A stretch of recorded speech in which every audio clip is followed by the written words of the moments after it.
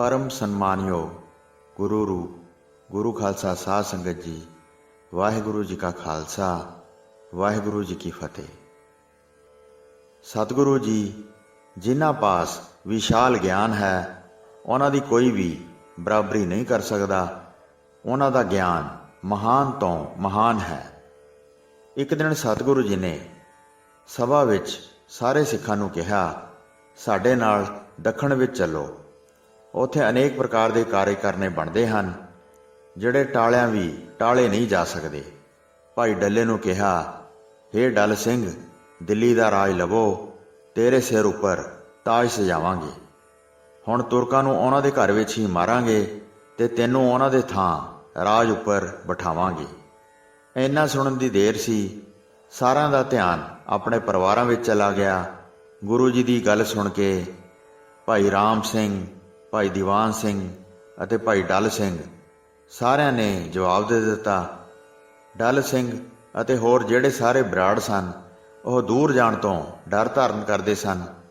गुरु जी दे दो दीवान सन, एक दा नाम दरबारी सिंह सी अते दूसरे दा नाम करभारी सिंह सी। इस तरह सारिआं दे मनां विच हौल पैंदे सन, जिवें पिपल दा सुक्का पत्ता हवा नाल उड़ जांदा है। होर किन्निआं दे नाम गिणीए।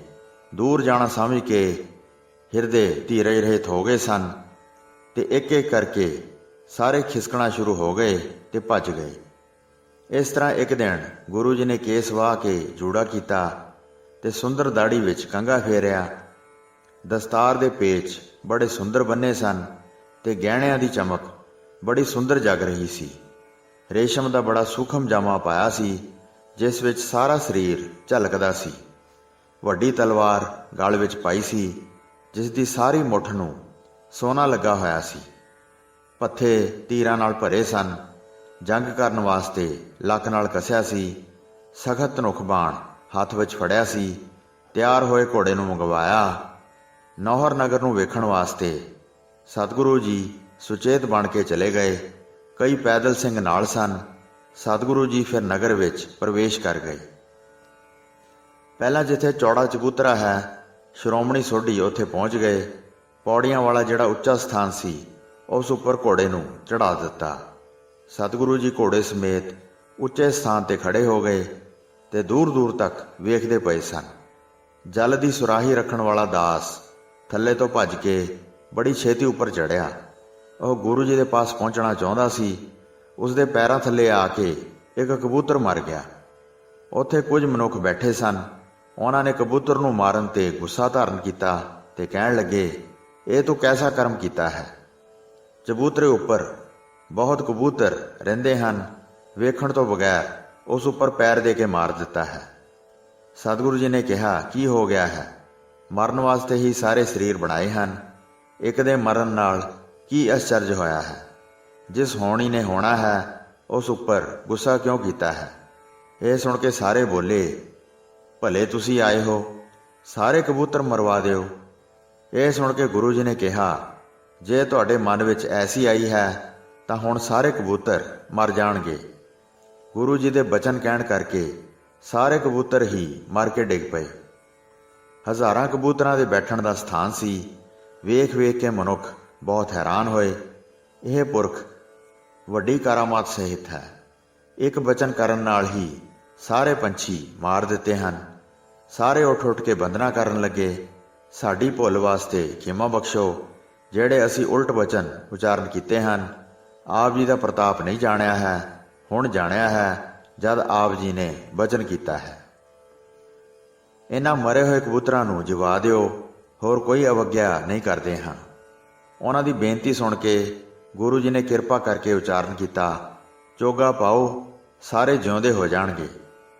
उन्हां ने दाणे खिलार दिते तां सारे कबूतर जीवन धर के उठ पए। चुण चुण के चोगा खांदे सन। वेख वेख के सारे हैरान हो रहे सन। सिख दे पैर नाल जिहड़ा मरिया सी, ਉਹ ना जिउंदा होया धरती उपर मरिया होया पिया रहा। उसनूं वेख के फिर सारिआं ने उचारण किया, इस उपर अपनी किरपा क्यों नहीं धारण की? ਸਿੰਘਾਂ ने भी कहा, इसनूं जिवाओ। तां सतगुरु जी ने कहा, इसनूं चोगा पाओ। सिखां ने चोगा लैके उसदे अगे पाया। ਜਦ ਮੋਠ ਬਾਜਰੀ ਉਸ ਦੇ ਅੱਗੇ ਖਿਲਾਰੇ, ਉੱਠ ਕੇ ਜਿਉਂਦਾ ਹੋ ਗਿਆ। ਵੇਖ ਕੇ ਸਾਰੇ ਹੈਰਾਨ ਹੋਏ। ਉਹ ਮਨੁੱਖ ਫਿਰ ਉਪਹਾਰ ਲੈ ਕੇ ਆਏ ਤੇ ਆ ਕੇ ਉਹਨਾਂ ਨੇ ਸੀਸ ਝੁਕਾਏ ਤੇ ਕਹਿਣ ਲੱਗੇ, ਸਤਿਗੁਰੂ ਜੀ ਦਾ ਜਿਵੇਂ ਸ੍ਰੇਸ਼ਟ ਜਸ ਅਸੀਂ ਪਹਿਲਾਂ ਸੁਣਿਆ ਸੀ, ਉਸ ਪ੍ਰਕਾਰ ਹੀ ਆਪ ਜੀ ਦੇ ਦਰਸ਼ਨ ਕੀਤੇ ਹਨ। 2 ਘੜੀਆਂ ਸਤਿਗੁਰੂ ਜੀ ਉੱਥੇ ਠਹਿਰੇ, ਫਿਰ ਵੱਡੇ ਬਾਜ਼ਾਰ ਵਿੱਚ ਚਲੇ ਗਏ। ਉੱਥੇ ਵੱਡੇ ਧਨਾੜ ਬਾਣੀਆਂ ਦਾ ਵਪਾਰ ਚੱਲਦਾ ਸੀ ਤੇ ਹੱਟੀਆਂ ਵਿੱਚ ਅਸ਼ਰਫੀਆਂ ਦੇ ਅੰਬਾਰ ਲੱਗੇ ਹੋਏ ਸਨ। ਚਾਂਦੀ ਦੇ ਸਿੱਕਿਆਂ ਦੀ ਤਾਂ ਗਿਣਤੀ ਕੋਈ ਨਹੀਂ ਸੀ। ਬਹੁਤ ਕੀਮਤੀ ਮੋਤੀ ਅਤੇ ਹੀਰੇ ਜਵਾਹਰਾਤ ਵੇਖੇ। ਮੋਹਰਾਂ ਵੇਖ ਕੇ ਵੱਡਾ ਆਨੰਦ ਧਾਰਨ ਕੀਤਾ। ਗੁਰੂ ਜੀ ਨੇ ਸਿੰਘਾਂ ਨੂੰ ਸੁਣਾ ਕੇ ਉਚਾਰਨ ਕੀਤਾ, ਨੌਰ ਗੁਰੂ ਦੀਆਂ ਮੋਹਰਾਂ ਹਨ। ਜਦ ਸਿੰਘ ਆਉਣਗੇ ਤਾਂ ਫਿਰ ਮੋਹਰਾਂ ਲੁੱਟਣਗੇ। ਇਸ ਪ੍ਰਕਾਰ ਕਹਿ ਕੇ ਸਾਰਾ ਨਗਰ ਵੇਖਿਆ। ਫਿਰ ਉੱਥੇ ਆ ਗਏ ਜਿੱਥੇ ਡੇਰਾ ਲਾਇਆ ਸੀ। ਉਸ ਸਥਾਨ ਦਾ ਨਾਮ ਛੀਨਤਲਾਈ ਹੈ, ਜਿੱਥੇ ਗੁਰੂ ਜੀ ਉਤਾਰਾ ਕਰਕੇ ਠਹਿਰੇ ਸਨ। ਖਾ ਪੀ ਕੇ ਸਾਰੀ ਸੈਨਾ ਆਰਾਮ ਨਾਲ ਸੌਂ ਗਈ ਤੇ ਸੁੱਖ ਨਾਲ ਰਾਤ ਬਤੀਤ ਕੀਤੀ। ਲੁੱਟਣ ਦਾ ਬਚਨ ਜਿਹੜਾ ਗੁਰੂ ਜੀ ਨੇ ਕਿਹਾ ਸੀ, ਉਹ ਪੂਰਾ ਹੋਇਆ ਹੈ। ਕਵੀ ਜੀ ਕਹਿੰਦੇ ਹਨ, ਅਸੀਂ ਇਸ ਪ੍ਰਕਾਰ ਸੁਣਿਆ ਹੈ। ਸੰਮਤ 1811 ਨੂੰ ਪੰਥ ਖਾਲਸਾ ਮੱਲੋ ਮੱਲੀ ਉੱਥੇ ਗਿਆ। ਚੂਰੂਪੁਰ ਦੀ ਵੱਡੀ ਮਾਇਆ ਸੁਣ ਕੇ ਖਾਲਸੇ ਦਾ ਇੱਕ ਵੱਡਾ ਦਲ ਉੱਥੇ ਧਾਵਾ ਬੋਲ ਕੇ ਗਿਆ। ਨੇੜੇ ਪਹੁੰਚ ਕੇ ਸਾਰੀ ਗੱਲ ਸੁਣੀ। ਖਾਰਾ ਪਾਣੀ ਹੈ, ਪੀਤਾ ਨਹੀਂ ਜਾਂਦਾ ਹੈ। ਜਿਹੜਾ ਵੀ ਪੀਂਦਾ ਹੈ ਉਸ ਨੂੰ ਦਸਤ ਲੱਗ ਜਾਂਦੇ ਹਨ ਤੇ ਮਨੁੱਖ ਬਿਮਾਰ ਹੋ ਜਾਂਦਾ ਹੈ। ਨਗਰ ਦੇ ਬਾਹਰ ਐਸਾ ਹੀ ਜਲ ਹੈ, ਪੀਤਾ ਨਹੀਂ ਜਾਂਦਾ ਹੈ। ਪੀਣ ਨਾਲ ਰੋਗ ਜਿਹਾ ਹੋ ਜਾਂਦਾ ਹੈ। ਇਹ ਸੁਣ ਕੇ ਬਲਵਾਨ ਖਾਲਸਾ ਵਾਪਸ ਆ ਗਿਆ। ਫਿਰ ਆਪਸ ਵਿੱਚ ਕਹਿਣ ਲੱਗੇ, ਖਾਲੀ ਚਲੀਏ, ਇਹ ਚੰਗੀ ਗੱਲ ਨਹੀਂ। ਫਿਰ ਸਿੰਘਾਂ ਦਾ ਸਾਰਾ ਦਲ ਨੌਹਰ ਸ਼ਹਿਰ ਵੱਲ ਚੱਲ ਕੇ ਆ ਗਿਆ ਤੇ ਆ ਕੇ ਬੰਦੂਕਾਂ ਨਾਲ ਜੰਗ ਮਚਾ ਦਿੱਤਾ। ਹਮਲਾ ਕਰਕੇ ਸ਼ਹਿਰ ਦੇ ਅੰਦਰ ਪ੍ਰਵੇਸ਼ ਕਰ ਗਏ ਤੇ ਬਾਜ਼ਾਰ ਲੁੱਟ ਲਿਆ। ਬਹੁਤ ਧਨ ਅਤੇ ਅਸ਼ਰਫੀਆਂ ਲਈਆਂ। ਤ੍ਰਿਪਤ ਹੋ ਕੇ ਉੱਥੋਂ ਚੱਲ ਕੇ ਆ ਗਏ। ਘੋੜੇ ਮੁੱਲ ਲੈ ਕੇ ਆਪਣੀਆਂ ਸਵਾਰੀਆਂ ਬਣਾਈਆਂ। ਉਸ ਸਮੇਂ ਕਈ ਵੱਡੇ ਵੱਡੇ ਸਰਦਾਰ ਬਣ ਗਏ ਤੇ ਤੁਰਕਾਂ ਨੂੰ ਮਾਰ ਕੇ ਬਹੁਤ ਪਿੰਡ ਖੋਹ ਲਏ। ਫਿਰ ਗੁਰੂ ਜੀ ਦਾ ਕਿਹਾ ਹੋਇਆ ਸਫਲ ਹੋਇਆ। ਬਜ਼ੁਰਗ ਸਿੰਘਾਂ ਪਾਸੋਂ ਅਸੀਂ ਸੁਣਿਆ ਹੈ। ਸਤਿਗੁਰੂ ਜੀ ਨੇ ਛੀਨਤਲਾਈ ਵਿਖੇ ਡੇਰਾ ਲਾਇਆ ਸੀ। ਸਤਿਗੁਰੂ ਜੀ ਨੇ ਉੱਥੇ ਰਹਿ ਕੇ ਰਾਤ ਬਤੀਤ ਕੀਤੀ। ਸਵੇਰ ਹੋਣ ਤੇ ਸ਼ੌਚ ਇਸ਼ਨਾਨ ਕੀਤਾ। ਫਿਰ ਘੋੜੇ ਉੱਪਰ ਚੜ੍ਹ ਕੇ ਅੱਗੇ ਚੱਲ ਪਏ। ਖਾਲਸੇ ਦਾ ਦਲ ਨਾਲ ਜਾ ਰਿਹਾ ਸੀ। ਫਿਰ ਸਤਿਗੁਰੂ ਜੀ 18 ਕੋਹ ਪੈਂਡਾ ਕਰਕੇ ਅੱਗੇ ਪਹੁੰਚੇ। ਫਿਰ ਭਾਦਰਾ ਨਗਰ ਵਿੱਚ ਜਾ ਕੇ ਉਤਾਰਾ ਕੀਤਾ। ਥੱਕੀ ਹੋਈ ਵਹੀਰ ਵੀ ਉੱਥੇ ਆ ਪਹੁੰਚੀ। ਘਾਹ ਦਾਣਾ ਅਤੇ ਨਿਹਾਰੀਆਂ ਬਹੁਤ ਦੇ ਕੇ ਘੋੜਿਆਂ ਦੀ ਭਾਰੀ ਥਕਾਵਟ ਦੂਰ ਕੀਤੀ। ਲੋਕਾਂ ਨੂੰ ਬਹੁਤ ਥੱਕੇ ਹੋਏ ਜਾਣ ਕੇ ਸਤਿਗੁਰੂ ਜੀ ਨੇ ਬਹੁਤ ਮਿੱਠਾ ਅਤੇ ਘਿਓ ਦਿੱਤਾ। ਫਿਰ ਲੰਗਰ ਤਿਆਰ ਕਰਵਾ ਕੇ ਵਰਤਾਇਆ ਤੇ ਖਾ ਪੀ ਕੇ ਸਾਰੇ ਤ੍ਰਿਪਤ ਹੋ ਗਏ। ਫਿਰ ਸੌਂ ਕੇ ਥਕਾਵਟ ਦੂਰ ਕੀਤੀ। ਫਿਰ ਸਵੇਰ ਹੋਣ ਤੇ ਤਿਆਰੀ ਕਰ ਦਿੱਤੀ। ਭਾਈ ਪਰਮ ਸਿੰਘ ਅਤੇ ਭਾਈ ਧਰਮ ਸਿੰਘ ਦੋਵਾਂ ਦੀ ਸੇਵਾ ਵੇਖ ਕੇ ਗੁਰੂ ਜੀ ਬਹੁਤ ਪ੍ਰਸੰਨ ਹੋਏ। ਸਤਿਗੁਰੂ ਜੀ ਤੋਂ ਪਹਿਲਾਂ ਹੀ ਪਹੁੰਚ ਜਾਂਦੇ ਸਨ ਤੇ ਨਵਾਂ ਮੰਜਾ ਸਦਾ ਬਣਾ ਲੈਂਦੇ ਸਨ।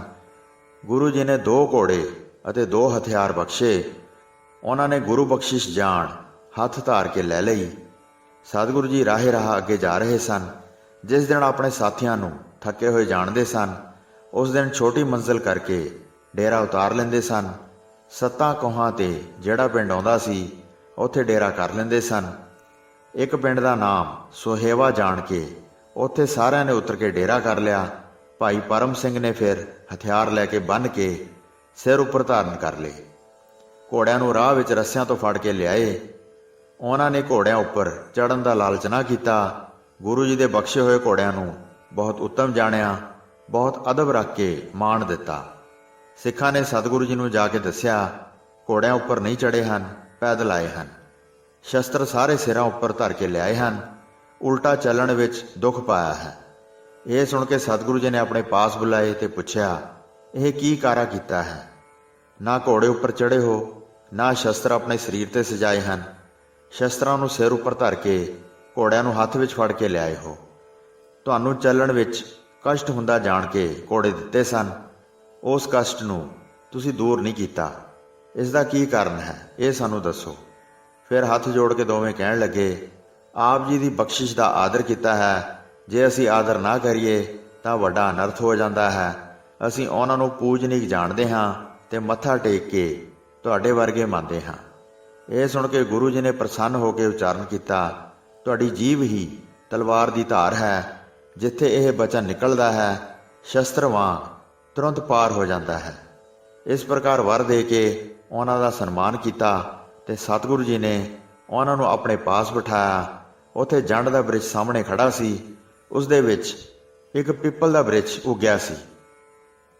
ਉਸ ਨੂੰ ਵੇਖ ਕੇ ਸਤਿਗੁਰੂ ਜੀ ਨੇ ਬਚਨ ਕੀਤਾ, ਇਹ ਜਦ ਪਿੱਪਲ ਦਾ ਦਰਖਤ ਮਹਾਨ ਵਧੇਗਾ ਤਾਂ ਥੱਲੇ ਜੰਡ ਨੂੰ ਦਬਾ ਲਵੇਗਾ ਤੇ ਸਭ ਪਾਸਿਆਂ ਤੋਂ ਇਸ ਦੇ ਉੱਪਰ ਛਾ ਜਾਏਗਾ। ਤਦ ਸਾਡਾ ਖਾਲਸਾ ਬਹੁਤ ਵਧੇਗਾ। ਹਾਲੇ ਤਾਂ ਸਾਡਾ ਖਾਲਸਾ ਰਿੜਦਾ ਹੈ, ਭਾਵ ਬੱਚਾ ਹੈ। ਤਦ ਜਵਾਨ ਹੋ ਕੇ ਤੁਰਕਾਂ ਨੂੰ ਮਾਰ ਲਵੇਗਾ।